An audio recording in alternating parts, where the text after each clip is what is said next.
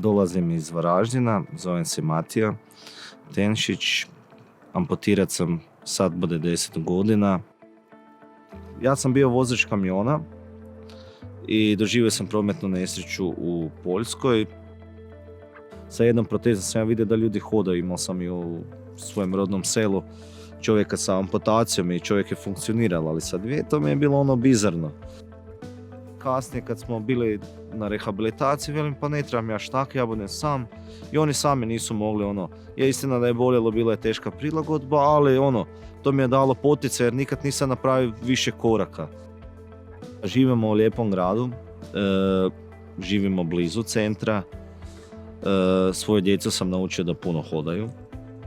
Moj najveći podvig u životu je bio kad sam krenul u grad sa kratkim hlačama. Znači, imao sam milion pogleda, osjećao sam se posramljeno kako me svi gledaju, a na kraju je izašla to dobra pouka. Znači, sad u gradu me svi poznaju, svi znaju za mene, svi znaju moju priču, to ih motivira, čak i zdrave.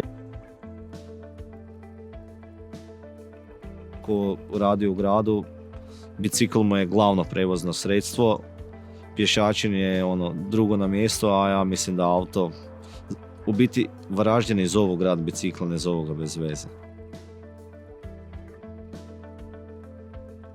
Ja mislim da sad, od kad sam osoba s invaliditetom, sam više bicikla i više kilometara napravio nek kad sam bil zdrav.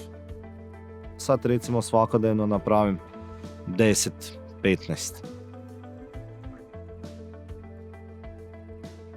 Uglavnom auto, kaj se tiče auta, mogu voziti i manualni i automatik. Dopada mi se to u košarci, u kolicima što ima puno duela i uvijek se nadjačavamo i borimo i počeli smo lagano to trenirati, igrati. Na kraju sam skužio da to je jedini način gdje mogu istresti, recimo neki čovjek pretrči 5 km da zašprinta, da se zasnoji, da istrese onaj stres iz sebe, a ja sam to našao u košarki. Kroz svoj novi život prošao sam puno pomagala. Sad trenutno koristim ova najnovije stopala od Otoboka, Taleo.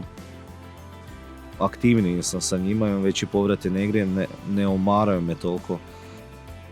Koristim od Otoboka Invader, njihov top model kolica za košarku. Mogu izdržati veće udarce i deblje su stjenke, materijala i to. Čak sad mogu reći da sad vodim kvalitetniji život nek prije nesreće, zato jer sad cijenim neke stvari i one beznačajne stvari za kojima sam nekad težio i to sad su mi beznačajne. Ne treba se skrivati, treba krenuti svojim životom naprijed i to je to.